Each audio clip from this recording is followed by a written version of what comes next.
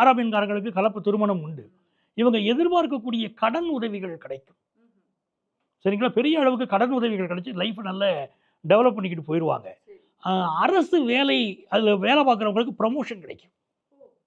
6ஆம் எண்காரர்கள் அரசு துறையில இருக்கக்கூடியவங்களுக்கு நல்ல ப்ரமோஷன் கிடைக்கும். நெறைய ஸ்டூடண்ட்ஸ் வந்து ஹையர் எஜுகேஷன் பெர்சியூ பண்ணணும் அப்படின்னு நினைக்கக்கூடியவங்களுக்கெல்லாம் இந்த ஆண்டு நல்ல ஆண்டு.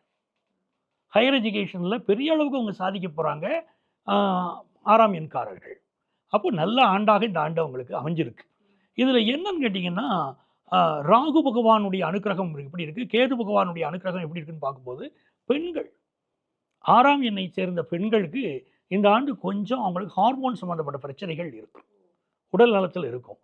கம்ப்யூட்டர் துறையைச் சேர்ந்த பலருக்கு இப்போ ஃபாரின் போற யோகம் கிடைக்கும். 6ஆம் எண்ணை சேர்ந்தவர்களுக்கு. மருத்துவர்கள் உலக புகழ் பெறுவார்கள்.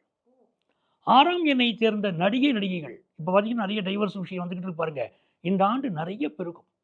6ஆம் எண்காரர்கள் நெறைய பேரு இன்னும் சொல்லப்போனால் திரைத்துறையிலேயே நெறைய டைவர்ஸ் இந்த ஆண்டு செய்தி வந்துகிட்டே இருக்கும். அதில 6ஆம் எண்காரர்களுடைய எண்ணிக்கை அதிகமாக இருக்கும். நெறைய சாதனையும் பண்ணுவாங்க. அது திரைத்துறையில இருக்கிறவங்க, கலைத்துறையில இருக்கக்கூடிய 6ஆம் எண்காரர்கள் மட்டும் அவங்க ஹெல்த் அதிகம் பார்த்துக்கிடணும். இந்த ஆண்டு உங்க ஹெல்த்துக்கு இம்பார்ட்டன்ஸ் கொடுக்க வேண்டிய ஒரு ஆண்டு தான்.